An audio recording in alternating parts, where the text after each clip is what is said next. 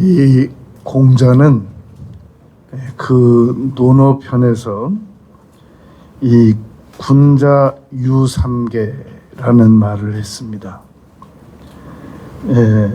천명을 두려워하고 대인을 두려워하고 성인의 말을 두려워할 줄 알아야 한다라고 이야기했습니다. 그러니까 이 천명이나 대인이나 성인의 말은 결국 정해진 법을 잘 지켜야 한다, 그런 이야기를 했습니다. 그리고 이러한 세 가지의 두려움을 안 가지고 안 따르는 사람들은 군자의 반대인 소인배가 된다라는 의미를 담고 있습니다. 우리가 하나님을 경외한다는 것은 여러 가지 많은 세분화를 시켜보면 여러 가지 많은 정의가 있는데, 오늘은 세 가지만 생각하려고 합니다. 하나님을 두려워하면 첫째는 하나님께서 내가 거룩하니까 너희도 거룩하라 라는 명령을 따르게 됩니다. 두 번째는 하나님을 사랑하고 이웃을 사랑하고 자신을 사랑하라 라는 뜻을 따르게 됩니다. 세 번째는 모든 권세는 위로부터 나지 않음이 없나니 권세를 존중하라 라는 명령을 따르게 됩니다. 이 세 가지를 행하면 하나님을 경외하는 것이고, 이 세 가지를 따르지 않으면 하나님을 경외하지 않는 것이다 라고 성경은 말할 수 있습니다. 첫 번째로 하나님을 경외한다는 것은 하나님께서 우리에게 내가 거룩하니까 너희도 거룩하라 라고 이 레위기 11장 45절에서 명령하셨습니다. 그리고 베드로 사도를 통해서 베드로전서 1장 16절에서 내가 거룩하니까 너희도 거룩하라 라고 명령하셨습니다. 그런데 이 거룩하다라는 얘기를 우리는 들으면 가장 먼저 순결하라, 깨끗하라, 이런 의미로 받아들이기 쉽단 말입니다. 물론 거룩 안에는 깨끗하라, 순결하라는 의미가 당연히 들어 있습니다. 그러나 원래 거룩이라는 원 의미는 구별되게 행동하라라는 그런 의미가 원 의미입니다. 여러분, 이 유대인들은 본국에서 500만 명 정도가 살고 디아스포라라고 해가지고 전 세계적으로 유대인들이 많이 가서 사는 곳이 없단 말입니다. 그 해외에 퍼져 있는 이 유대인들이 한 1,000만 명 정도가 됩니다. 그런데 심지어는 저 예멘 같은 나라에도 이 유대인들이 있단 말입니다. 그런데 유대인들은 가면 어떤 특성을 가지고 사느냐면 자기들끼리 회당을 가장 먼저 만듭니다.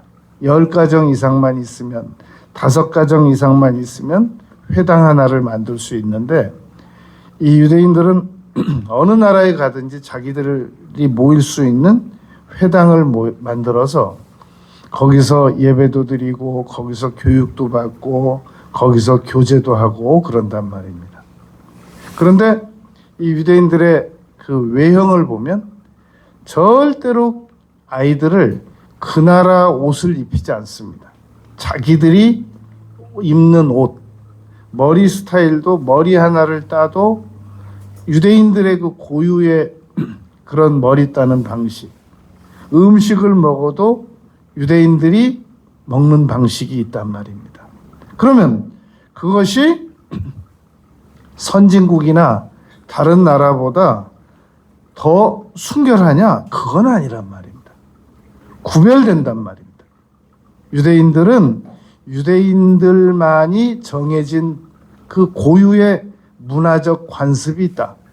그러므로 그게 없으면 모르지만 있는데 왜 그걸 안 따르고 새로운 문화를 따르느냐? 그러므로 어느 나라에 가든지 유대 고유의 문화대로 살아라. 그걸 거룩이라고 하는 겁니다. 그러니까 당연히 여러분 어느 부모가 이 지역 사람들이 하는 대로 따라서 살아라 그러겠습니까? 엄마 아빠가 살아가는 대로 따르라고 하겠습니까? 그러니까 엄마 아빠가 하는 대로 따라서 사는 것이 반드시 청결하고 순결하고 과학적인 건 아니거든요. 더 나은 방법이 세상에는 있을 수 있단 말입니다. 그런데 굳이 엄마 아빠가 하는 대로 따라서 살아라는 것은 구별되게 살아라는 겁니다. 너는 내 자식이야. 그러니까 내가 원하는 대로 엄마 아빠가 원하는 대로 살아라. 그런 말이란 말입니다. 성경에서 얼마든지 당시에 이집트 문화가 있고 얼마든지 고대 근동 문화가 많이 있었는데도 불구하고 하나님께서 내가 너희에게 가르쳐준 방식대로 살아라. 이걸 거룩이라고 이야기한단 말입니다.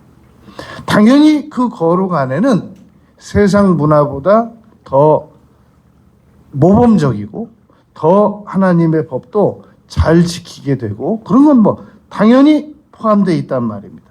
그러므로 내가 거룩하니까 너희도 거룩하라라는 얘기는 하무라비 법전대로 살지 말고 성경 법대로만 살면 하무라비 법전에 있는 내용은 다 어기지 않게 된다.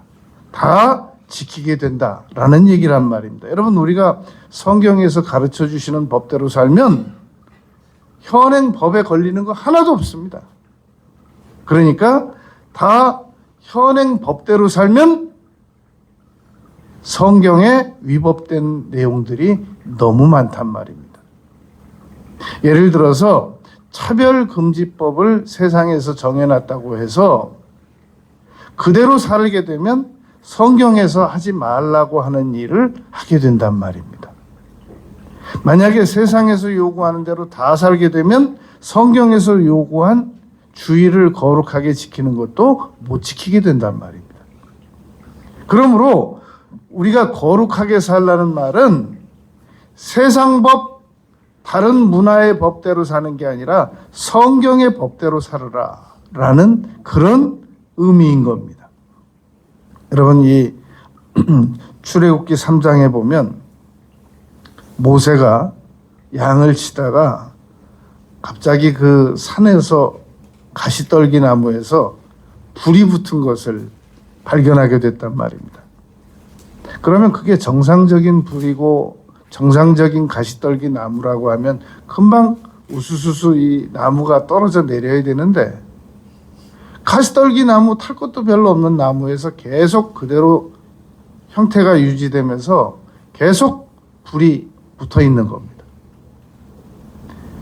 히브리서 12장 29절에서 여호와께서는 소멸하시는 불이라고 그러셨는데 그 불은 이 나쁜 것을 태우고 그리고 이 거룩한 것을 주는 그런 의미가 있단 말입니다. 근데 거기 그 나무에서 소리가 들리는 겁니다. 모세야, 네가 선 곳은 거룩한 곳이다. 지금 양 몇 마리 데리고 있고 다 바닥에 보면은 그냥 그 나뭇잎 떨어지고 양도 밟고 사람도 밟고 그런 곳인데 내가 선 곳은 거룩한 곳이라는 겁니다. 그리고는 신발도 벗으라는 겁니다. 그것은 거기서 모세가 신발을 벗는다고 해서 그 장소가 다른 흙보다 더 소독이 되고 깨끗한 장소로 돌변하는 것을 의미해서 거룩한 곳이다 라고 말씀하신 것이 아니란 말입니다. 구별된 마음을 가지라는 얘기입니다. 그리고 구별된 마음으로 지금 내가 하는 말을 지금부터 잘 들으라 그런 말이란 말입니다. 여러분 우리 예배당이 최신식으로 지어진 예배당 건물보다 다른 이 열린 음악회 건물보다 결코 더 신식이고 최신식이고 뭐 이 가격이 더 나가는 것으로 지어진 곳이 아닙니다. 예배당은 얼마든지 그냥 이 헝겊으로 덮은 장소도 예배당이 될 수 있단 말입니다. 그런데 새로 지은 최신식 건물은 거룩하다고 하지 않고 우리 예배를 드리는 공간은 거룩하다라고 한단 말입니다. 그것은 하나님께서 구별된 장소로 나오라, 구별된 장소에서 모여라 라는 그런 것을 의미한단 말입니다. 그러면 거룩에는 그냥 단순히 깨끗하다, 순결하다라는 의미만 있는 것도 아닌데 거룩이라고 하면 그러면 그 거룩 안에는 두려움이라는 것은 있는가 없는가? 여러분, 우리가 세상 건물에 아무리 넓고 잘 지어진 곳에 7성급 호텔로 들어가더라도 그 장소가 두렵지는 않거든요. 좋다 그러죠.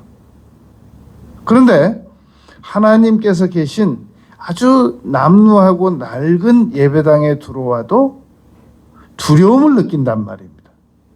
그러니까 거룩은 두려움을 포함하고 있는 겁니다. 그래서 하나님을 두려워하는 것이 무엇이냐 그러면 너무 많은 그 설명 방법이 두려워하는 것이고 사랑하는 것이고 사랑하는 것이고 두려워하는 것이고 이거 우리가 수십 년 들었단 말입니다.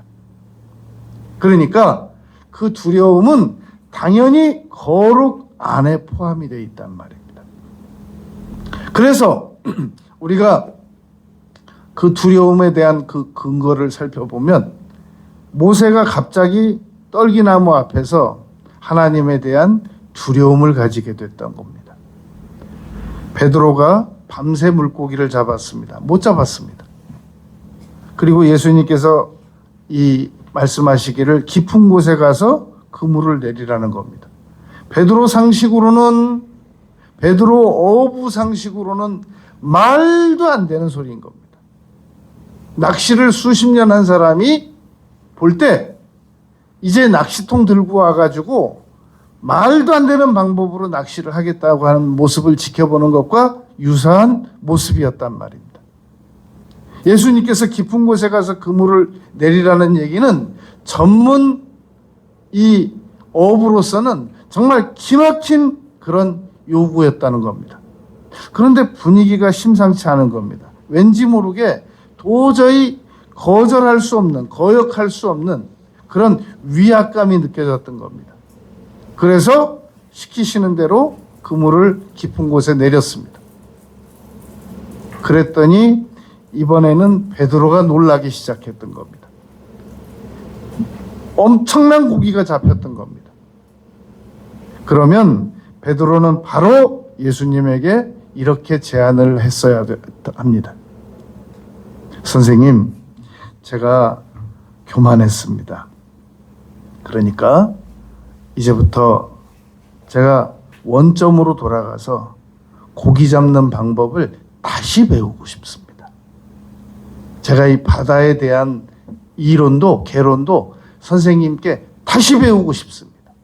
제가 알고 있던 기초 상식과 경험, 그동안의 수십 년의 경험, 이 노하우는 잘못됐다는 것을 제가 인정합니다. 그러니까 제게 고기 잡는 방법, 낚시 던지는 방법, 낚시 그물 던지는 방법, 그물 관리하는 방법, 이걸 아주 원점으로 돌아가서 기초부터 다시 배우고 싶습니다. 그렇게 얘기했어야 된단 말입니다. 그런데 베드로는 거기서 무릎 꿇고 나를 떠나소서 나는 죄인으로소이다 라고 예수님께서 아무 요구하지도 않으신 그런 발언을 했다는 겁니다. 마치 변화산에서 예수님께서 초막 3개를 지으란 말도 안 했는데 3개를 짓겠다고 그러고 베드로, 야고보, 요한 초막은 있지도 않고 모세, 엘리야, 예수님 것만 짓겠다고 하고 그리고 비몽사몽간에 그 생각에 사로잡혀 있는 그런 베드로, 야고보, 요한과 같은 그런 모습이었단 말입니다. 그러면서 이제 제가 나를 생각해 보니까 도저히 제가 선생님을 더 이상 뵐 수가 없습니다. 저를 떠나주시면 감사하겠습니다. 저 너무 두렵습니다. 그걸 거룩이라고 한단 말입니다.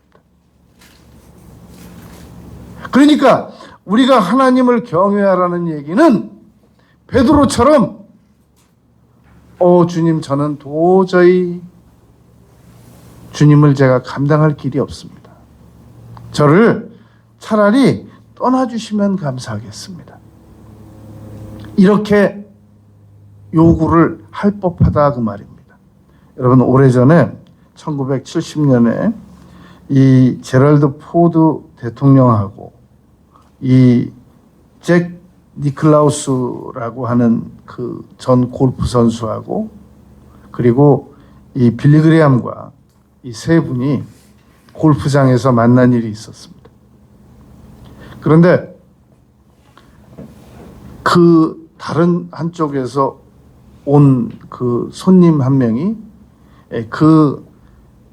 이 대통령에게도 관심이 없고 포드에게도 관심이 없고 그 니클라우스 잭에 대해서도 관심이 없는데 빌리 그레함 목사님을 딱 알아보고는 계속 막 불평을 했답니다. 그래서 나중에 그 옆에 있는 친구가 물어봤답니다. 자네 혹시 빌리 그레함 목사님께서 자네한테 교회 나오라고 한 적 있나? 아닌데. 그러면 뭐 자네 보고 하나님 잘 믿으라고 한 적 있나? 아니라고. 자네 왜 이렇게 지금 화가 많이 나 있나? 그랬더니 몰라. 나도 모르겠어. 갑자기 저분을 만나는 순간부터 내가 이렇게 자꾸 막 주체할 수 없는, 감당할 수 없는 분노가 내 속에서 막 치받쳐 올라오는 거야. 여러분, 우리가 예수님을 믿는 사람으로서 아무 전도도 안 했어요. 교회 나가자는 말도 안 했어요. 나 교회 나간다는 말도 안 했어요. 그런데 우리가 교회 다니고 예수님 믿는다는 것 그 자체만으로도 우리를 굉장히 싫어하는 사람들을 만날 수 있습니다. 그것은 베드로가 예수님께서 베드로에게 하나님을 잘 믿으라고 말도 안 하고 회개하란 말도 안 하고 너 지금 그렇게 살면 된다는 말도 안 하셨는데도 불구하고 물고기가 많이 잡혔다는 것만 가지고도 자기가 막 주체할 수 없이 저렇게 감정 페이스를 잃어버리는 것처럼 그것은 바로 거룩의 영향력이라는 겁니다. 그래서 예수님께서 너희를 미워하면 곧 나를 미워한 것이다 라고 예수님께서 말씀하셨단 말입니다. 거룩하다. 내가 거룩하니까 너희도 거룩하라 라는 말은 그 말로 형언할 수 없는 그런 신앙적인 감동과 분위기를 스스로 느끼면서 살아라는 얘기입니다. 그럼 제가 질문해 보겠습니다. 언제 그런 걸 느껴봤습니까? 그 말은 하나님께서 우리가 하나님을 경외하려고 하는 생각을 별로 안 하면서 살아왔기 때문에 그런 것을 못 느꼈다라는 겁니다. 베드로는 적어도 갑자기 물고기 잡다가 놀란 것은 예수님을 경외하려고 하는 그 진입 단계라도 가 있었기 때문에 그런 감정을 느끼게 됐던 것이란 말입니다. 여러분, 모세도 아브라함도 이삭도 야곱도 특별히 야곱은 아버지와 에서를 피해 도망가다가 이 꿈에 사닥다리가 놓여지고 천사가 오르락 내리락 하는 내용을 보면서 두렵도다라고 말했단 말입니다. 그리고 이곳은 하나님께서 계신 곳이다 라고 말했단 말입니다. 거룩으로 진입을 한 겁니다. 꿈 한번 꾸고. 그러므로 우리가 여러분 거룩하다는 사실을 인식한다고 해가지고 병균도 없는 잔에다가 물 마시는 것도 아니고 병균 없는 행주 쓰는 것도 아니고 우리 옷에 아무 세균도 없는 것도 아니고 우리가 아무 먼지도 안 묻히고 다니는 거 아니란 말입니다. 죄가 하나도 없는 단계로 돌입하는 것도 아니란 말입니다. 적어도 내가 남은 생애를 어떻게 살아가야 하는가를 인식하고 두렵고 깨달아지는 그것을 거룩이라고 하고, 그런 의식이 나에게 느껴지면 내가 하나님을 경외하려고 하는 마음이 조금이라도 있는 것이란 말입니다. 그런데 그런 쪽으로 완전히 자유함을 받고 살아가게 되면 나는 하나님을 경외하려고 하는 마음을 아직은 안 가지고 있는 것이다 라는 겁니다. 내가 하나님을 경외하려고 하는 마음을 가지고 있으면 하나님께서 나보고 거룩하게 살아가라고 하셨어. 살아가라고. 그걸 적어도 인식하고 살아간단 말입니다. 그걸 하나님의 경외라고 합니다. 두 번째, 우리가 하나님을 경외하게 되면 하나님을 사랑하고 이웃을 사랑하고 나 자신을 사랑하게 됩니다. 우리가 여러분 하나님을 안 믿을 때는 하나님도 우습고 이웃도 다 수단과 도구로 보여지고 나라는 사람도 너무 무가치하게 여겨졌단 말입니다. 그런데 내가 하나님을 믿고 나서부터 마태복음 16장 26절에서 나는 온 천하보다 더 귀한 존재라고 성경이 가르치고 계시는 겁니다. 내가 소중하기 때문에 이웃도 소중한 겁니다. 여러분, 십계명은 내가 다른 사람에게 피해를 안 주기 위해서 십계명을 잘 지키는 겁니다.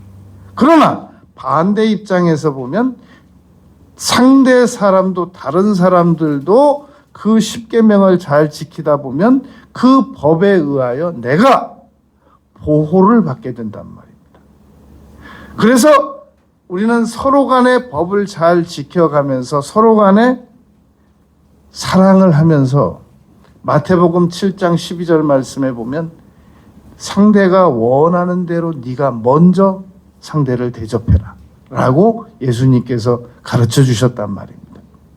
그런데 나와 너가 이 세상에 존재하는 이유가 있을 거 아니겠습니까?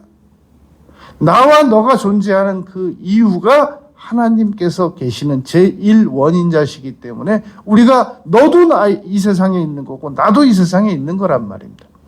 그러므로 하나님을 경외한다는 것은 하나님만 사랑하는 것도 아니고 이웃만 사랑하는 것도 아니고 나 자신만 사랑하는 것이 아니라 하나님도 사랑하고 이웃도 사랑하고 나 자신도 사랑하는 거, 그게 하나님을 경외하는 것이란 말입니다. 잠언 29장 24절에 보면 도둑과 짝하는 자는 자기의 영혼을 미워하는 자라. 여러분, 제가 2달 전에 잠언을 1장부터 31장까지를 한번 다 적어서 완독을 했습니다. 그리고 나서 다시 2달 있다가 이 잠언을 다시 한번 전체적으로 다시 살펴봤습니다. 그런데 1장부터 31장까지 얼마나 많은 내용이 있겠습니까? 그런데 그 잠언 전체에서 유일하게 딱 한 구절이 눈에 들어오는데 그게 잠언 29장 24절 말씀이었습니다. 이 구절은 잠언에 얼마나 좋은 구절이 많은데 왜 이 구절이 나에게 눈에 들어왔을까? 그리고 이 구절을 가지고 소논문을 다시 하나 썼어요. 지난 주간에. 그래가지고 이 구절로 소논문을 하나 작성을 해가지고 제가 과제를 제출했습니다. 이 한 구절만 가지고. 이 구절의 내용이 이런 내용입니다. 도둑과 짝하는 자는 자기의 영혼을 미워하는 자라. 제가 주목하게 된 구절은 자기의 영혼을 미워하는 자라라는 말이었습니다. 이걸 반대로 바꿔보면 자기 영혼을 사랑하는 사람은, 소위 말하는 자존감이 높은 사람은 도둑과는 당연히 짝 안 하고 불법과도 당연히 짝 안 하고, 그래서 이 말씀이 제 이 마음에 사로잡혔던 겁니다. 제가 자주 인용하는 우리 보수신학자는 아니지만 칼 바르트는 하나님의 말씀 안에서 기다리고 계신다. 하나님께서. 이 말씀 안에서 하나님께서 저를 기다리고 계셨던 겁니다. 그는 저주를 들어도 진술하지 아니하느니라. 우리가 어떤 위협을 당해도 자기 영혼을 함부로 무가치하게 내버리지 않는다라는 말입니다. 나를 사랑하라는 얘기입니다. 이게 하나님을 경외하지 않고는 절대로 내가 나를 사랑하지 않게 됩니다. 하나님을 경외하는 사람만 자기 자신을 사랑하게 됩니다. 왜냐하면 여러분 우리가 옛말에 옛 어른들께서는 부모님 마음 아프시게 해드리지 않기 위해서 머리카락도 함부로 자르면 안 된다고 그랬어요. 그리고 부모님 근심시키는 거 두려워서 한숨도 함부로 쉬면 안 된다고 그랬어요. 내가 한숨 쉬는 소리를 우리 부모가 듣고 걱정하게 되실까 봐 한숨도 함부로 쉬는 거 아니다 라고 말했단 말입니다. 그러니까 우리가 하나님을 경외하게 되면 나를 소중하게 여기고 너도 또 다른 나란 말입니다. 소중하게 여기고 그리고 하나님을 공경하는 겁니다. 이 부모 공경에 대해서 고민을 가지고 있는 자녀들이 많습니다. 왜냐하면 도저히 우리 부모님은 공경받을 만한 일을 한 일이 없다는 겁니다. 어느 모로 보나 도저히 존경을 해드릴 수가 없다는 겁니다. 공경은 그분이 어떤 일을 했더라도 그 고유의 존엄성 자체를 인정해 주는 걸 공경이라고 합니다. 그분이 강도짓을 했든 살인짓을 했든 도박짓을 했든 무슨 짓을 했든 그건 하나님과 그 사람과의 관계고 나는 이 사람을 공경하는 겁니다.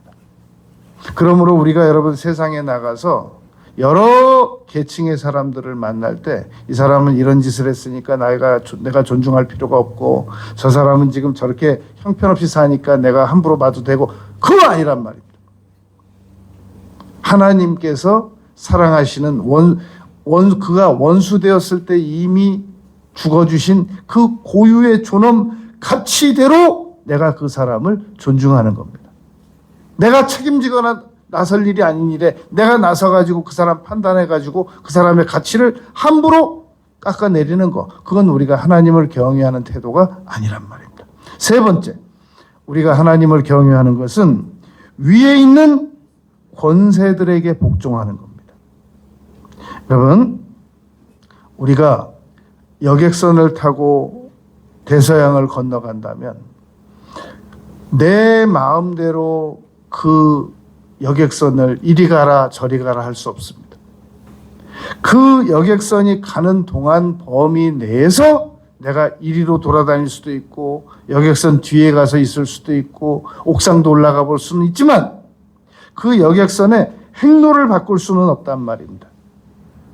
우리 지구는, 우주는 지금 이 요한계시록에서 1장부터 22장까지 기록해 놓은 그대로 진행되어져 나가고 있는 중입니다. 그런데 이 미래학자나 이런 여러 우주공학학자나 여러분들의 말을 들어보면 이 세상은 마지막에 가서는 불타 없어질 것이다, 이렇게 주장하는 사람도 있고요. 마지막에 가서는 탁구공처럼 작아져서 없어질 것이다 라고 주장하는 사람들도 있습니다. 다 안 맞습니다. 요한계시록에 있는 내용들이 맞습니다. 우리는 그 코스를, 우리가 행로를 변경시킬 수는 없습니다. 그러나 우리는 세상에 이미 정해져 있는 법을 따라가면서 지켜야 된단 말입니다. 왜 그러느냐? 로마서 13장 1절부터 5절까지 기록이 되어 있습니다. 각 사람은 위에 있는 권세들에게 복종하라. 권세는 하나님으로부터 나지 않음이 없나니 모든 권세는 다 하나님께서 정하신 바라. 그러므로 권세를 거스르는 자는 하나님의 명을 거스름이니 거스르는 자들은 심판을 자취하리라. 여러분, 5절은 이렇게 써 있습니다. 로마서 13장 5절은 그러므로 복종하지 아니할 수 없으니 진노 때문에 할 것이 아니라 양심을 따라서라도 거절하면 복종하지 않으면 안 된다는 겁니다. 그럼 제가 여러분들에게 묻겠습니다. 지금 광화문에는 시위 대열이 크게 둘로 나눠져 있습니다.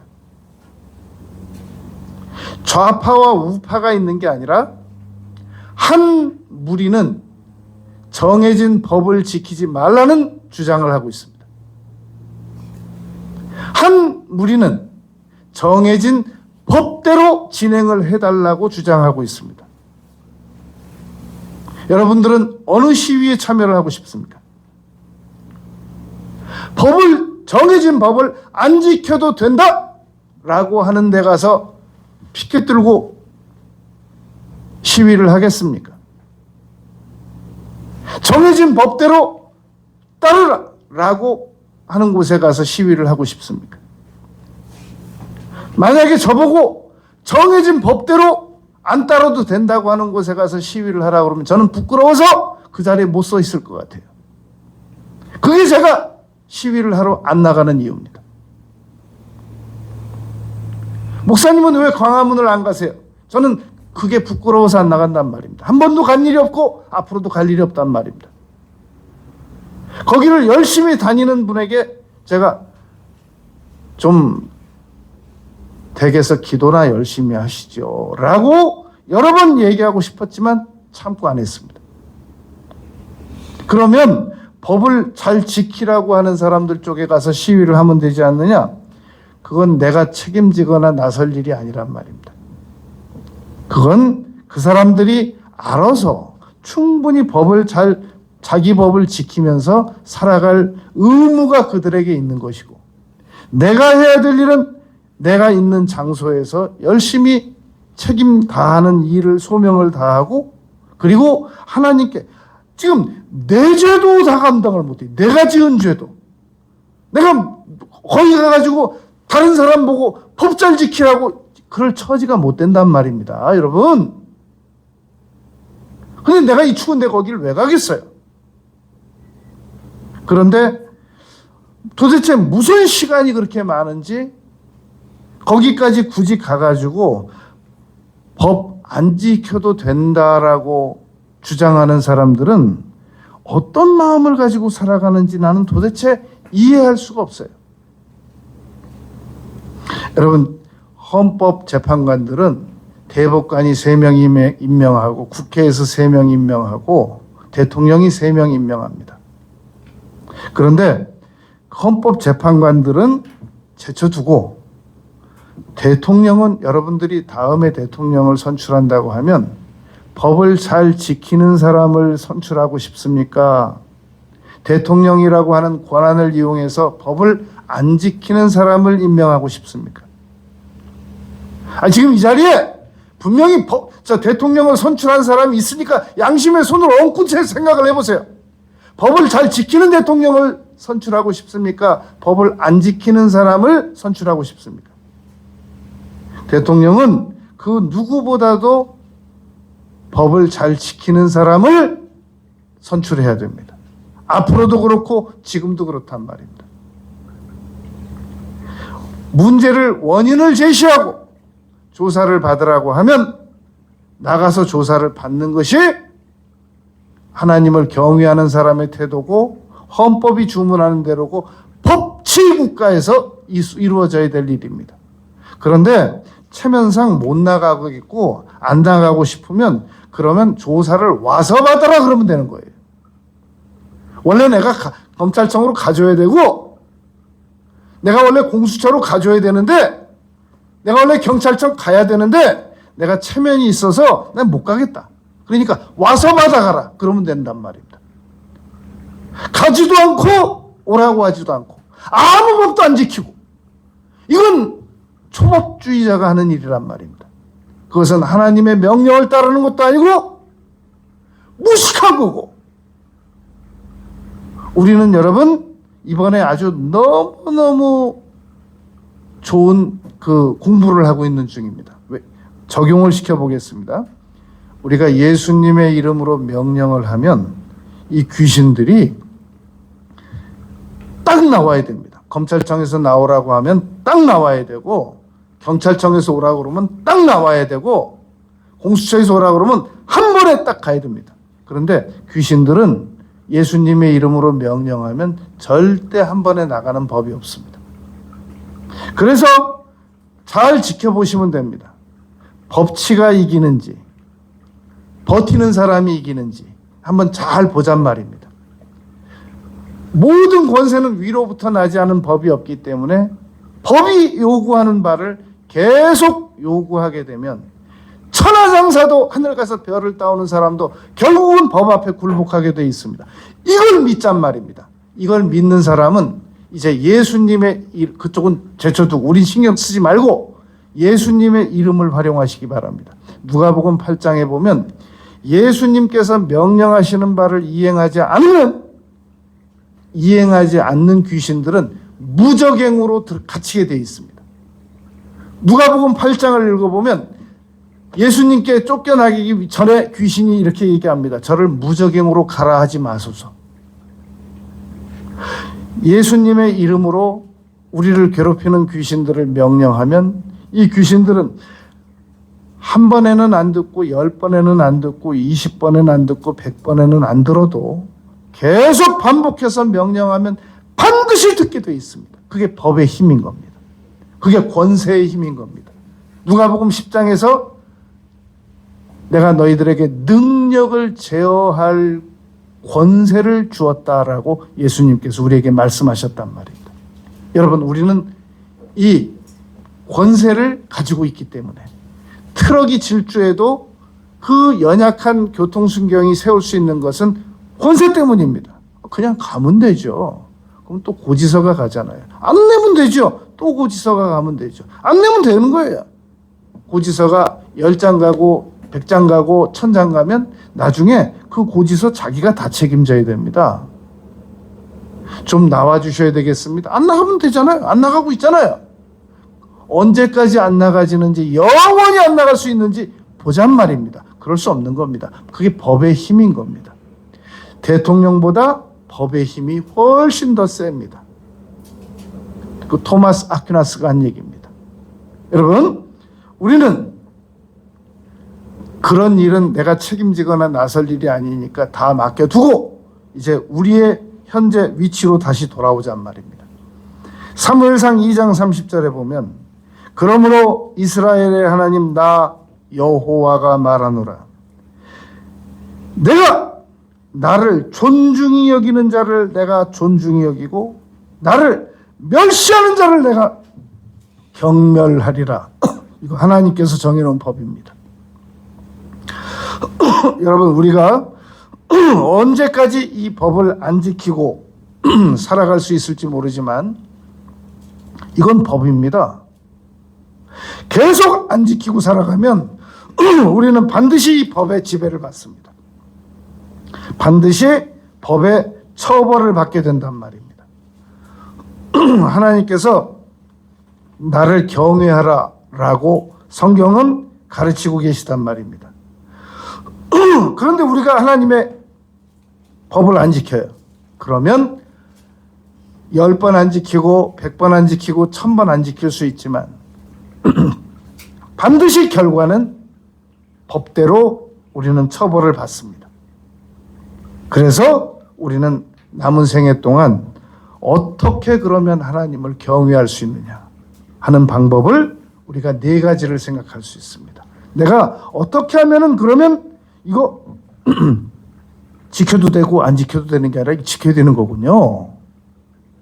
이게 그렇게 간단한 일이 아니군요. 그러면 어떻게 하면은 우리가 하나님의 경외하는 것을 지킬 수 있겠냐는 말입니다. 첫째, 하나님을 경외하는 것이 경외 안 하는 것보다 훨씬 더 이득이다 라는 것을 우리가 인정하는 겁니다. 왜냐하면 여호와를 경외하면 자녀도 잘 된다고 그러죠. 물질도 주신다고 그러죠. 장수한다고 그러죠. 명예도 주신다고 그러죠. 어떻게 우리가 여러분 하나님을 경외 안 하고 이 좋은 것들을 누릴 수가 있겠냔 말입니다. 우리가 하나 이득을 위해서 2km도 가고 3km도 가고 10km도 걸어가는 사람들이 하나님을 경외하면은 그거보다 훨씬 더 많은 이득이 있다는데 어떻게 그런 저급한 이득을 위해서는 움직이고 하나님을 경외해가지고 얻어지는 수없이 많은 이득은 안 따라갈 수가 있겠냔 말입니다. 그렇게 못하죠. 그러므로 우리는 이득을 위해서라도 반드시 하나님을 경외해야 된단 말입니다. 두 번째 하나님을 경외하는 방법은 배우는 겁니다. 지금 여러분 우리가 설교하기 전보다 설교를 지금 이만큼이라도 들었기 때문에 하나님의 경외에 대해서 지금 이만큼 생각하고 있는 겁니다. 만약에 우리가 지금 이 시간에 다른 주제로 설교를 했으면 그 주제에 대해서 심취하게 되었을 것이란 말입니다. 하나님을 경외에 대한 내용을 계속 듣게 되면 아, 내가 하나님의 경외를 해야 되겠구나 라고 필요성을 느끼고 중요성을 느끼게 된단 말입니다. 신명기 4장 10절에 보면 그들이 세상에 사는 날 동안 나를 경외함을 배우게 하며 라고 지금 모세에게 말씀하셨습니다. 왜 하나님께서 모세를 애굽에 430년 동안 종살이하는 그 이스라엘 백성들을 왜 모세를 보내가지고 그들을 이끌어내려고 하셨느냐? 신명기 4장 10절에 그들이 세상에 사는 날 동안 나를 경외함을 배우게 하기 위하여서 그대로 교육도 안 시키고 내버려 두는 게 아니라 불러내서 교육을 시키시겠다는 겁니다. 여러분 우리가 자녀를 낳았는데 피치 못하게 멀리 떨어져 살아요. 우리는 한국에 살고 우리 자녀들은 저 미국에 살든지 어디 해외에 있어요. 그러면 그냥 알아서 살겠지 그러고 두시겠습니까? 어떤 대가를 치르더라도 먹이고 입히는 것과 교육을 시키겠습니까? 제가 우리 교회 논현동에 있을 때 그 15살 먹은 아이를 미국에 유학 보낸 한 혼자 된 엄마였어요. 그런데 어디 신방을 갔다가 그 옆에서 고민하는 걸 듣게 됐는데 이 엄마가 지금도 얼굴도 기억도 안 나고 그분이 누군지도 모르는데 그분의 그 간절한 그 느낌은 지금도 전달이 되고 있어요. 자기는 어떤 대가를 치러서라도 자기 15살 먹은 아이 유학비는 무슨 수를 써서라도 보내야 된대요. 자기는 무슨 일을 라고 안 그랬어요. 무슨 짓을 해서라도 보내야 된대요. 자기는. 자기가 돈 안 보내면 자기 애가 굶어 죽는데요. 그리고 자기가 돈 안 보내면 자기 애는 공부 못 한대요. 그러므로 아빠가 없지만 자기는 보내야 된대요. 여러분 얼마나 간절한지 그 제가 30년 전에 들은 얘기인데 지금 이 자리에서 하고 있잖아요. 하나님께서 이스라엘 백성들을 애굽에다 그냥 내버려 두신 게 아니라 나는 그들을 불러내서 나를 경외함을 배우게 해야 되겠다라고 신명기 4장 10절에서 말씀했단 말입니다.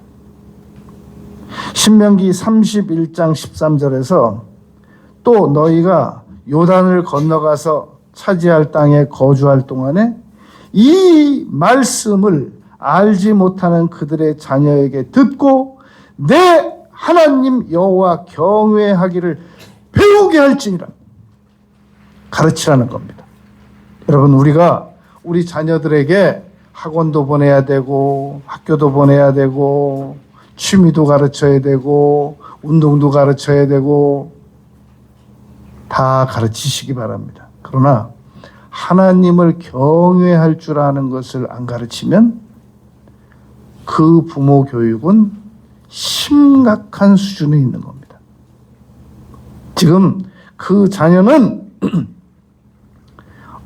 그 부모가 학원비를 100만 원씩 대줄런지 200만 원씩 대줄런지 모르지만 그 자녀를 성경적인 관점으로 보면 좋은 부모를 만난 건 아니에요. 진짜 좋은 부모를 만난 자녀는 하나님을 경외하는 방법을 가르쳐주는 부모를 만난 자녀가 정말 좋은 훌륭한 부모를 만난 거란 말입니다. 우리 역시 여러분 남은 생애를 하나님을 경외할 줄 아는 방법을 계속 배워야 됩니다. 그리고 하나님께 고백해야 됩니다. 하나님, 세 번째입니다. 하나님, 저는요 솔직하게 말씀드려서 하나님을 경외하는 마음이 부족합니다. 잠언 1장 29절 말씀에 보면 하나님께서 나를 경외하지 않는 너희는 나를 경외할 줄 모른다 라고 말했단 말입니다.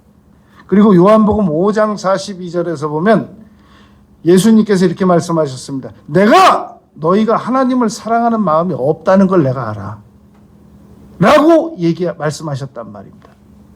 그런데 예수님도 너희가 하나님을 사랑하는 마음이 없다고 지적하셨고 잠언 1장 29절에서도 너희가 하나님을 경외할 줄 모른다라고 얘기했는데 나는 하나님을 경외해 라고 고백하고 있는 것은 주장하고 있는 것은 그것은 잘못하면 억지가 될 수 있단 말입니다. 그러므로 얼마든지 우리는 성경적으로도 제가 하나님을 경외하는 마음이 부족합니다 라고 인정할 수 있어야 된단 말입니다. 그건 창피한 일이 아닙니다. 제가 하나님을 경외하는 마음이 부족합니다. 네 번째, 하나님을 어떻게 하면 경외할 수 있느냐? 이사야서 11장 2절 3절에 보면 여호와를 경외하게 하는 영이 있다는 거예요. 성령. 여호와를 경외하게 하는 영을 받으면 우리가 하나님을 경외를 훨씬 더 잘할 수 있단 말입니다. 성령이 아니고는 예수를 주라고 시인할 수 없기 때문에 우리가 성령이 아니고는 예수님이 안 믿어지는 것처럼 우리가 예수님을 잘 믿는 것은 기적을 봐서 믿는 것도 아니고 나의 의지로 믿는 것도 아니고 성령의 도우심으로 말미암아 믿는 것처럼 여호와를 경외하는 것도 여호와를 경외하시게 하는 영의 도움을 받으면 여호와를 경외하는 거고 더 잘하는 거고 여호와를 경외하는 영의 도움을 못 받으면 안 하거나 못하는 겁니다. 이 예레미야 32장 33절에 보면 이렇게 말씀 써 있습니다. 그들이 등을 내게로 돌리고 얼굴을 내게로 향하지 아니하며 나의 교훈도 듣지 아니하고 나의 교훈을 받지도 아니하느니라.